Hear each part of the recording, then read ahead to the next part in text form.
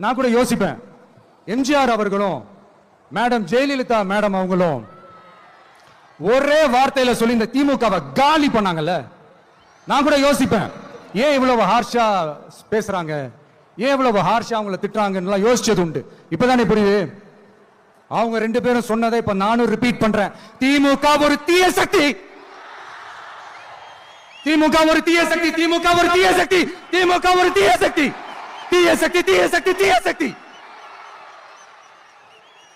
என் நெஞ்சில் குடியிருக்கும் ஈரோடு மக்களே,